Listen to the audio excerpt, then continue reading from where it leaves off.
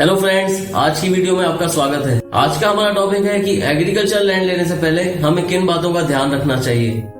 सबसे पहले चेक करें रजिस्ट्री ऑफ लैंड। जो भी जमीन आप खरीद रहे हैं, चाहे 2 एकड़ 10 एकड़ या 100 एकड़ जमीन हो, चेक करें कि जिनसे आप जमीन परचेज कर रहे हैं उस जमीन की रजिस्ट्री उन्हीं के नाम पर है या नहीं।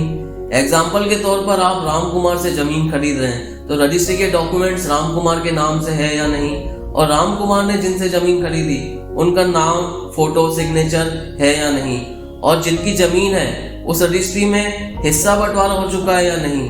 अगर नहीं हुआ है तो जो भी हिस्सेदार हैं उनसे सहमति पत्र लेना बहुत जरूरी होता है, ताकि रजिस्ट्री के समय या रजिस्ट्री के बाद किसी प्रकार का कोई विवाद न हो। उस प्रॉपर्टी को पिछले 30 से 40 सालों में जितनी बार भी खरीदा या बेचा जा चुका है, किसी जानकार लीगल एडवोकेट से टाइटल की जांच अवश्य करवाएं। ऑनलाइन रिकॉर्ड्स में चेक करें कि जो प्रॉपर्टी आप खरीद रहे हैं उसमें वर्तमान प्रॉपर्टी ओनर का ही नाम दिख रहा है या नहीं।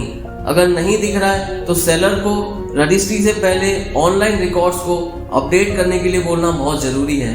लैंड रिकॉर्ड की कॉपी आपको तहसील कार्यालय से भी मिल सकती है। इसमें जमीन की माप, जमीन की किस्म और वर्तमान में जमीन का मालिकाना हक किसका है, इसकी जानकारी प्राप्त हो सकती है। पटवारी या लेखपाल को साथ में ले जाकर जमीन की जगह और नक्शा वेरीफाई करवाएं। इससे इस बात का पता चल जाता है कि जमीन जितनी कागजों में दिखाई गई है उतनी मौके पर है या नहीं।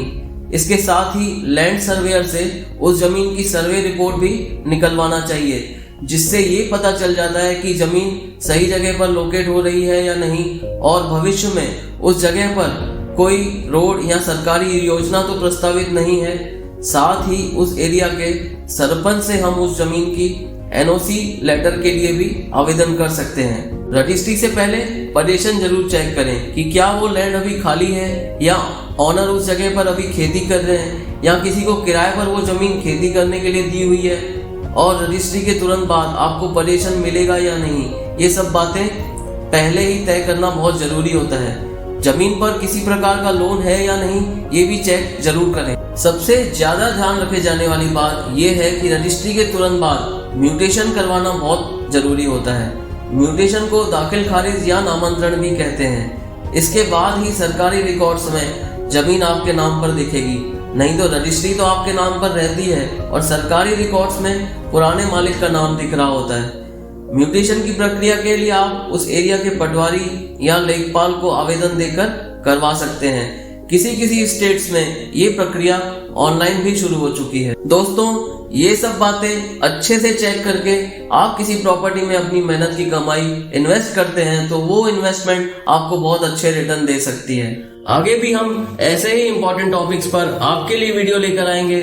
बने रहें हमारे साथ। Thanks for watching. जय हिंद।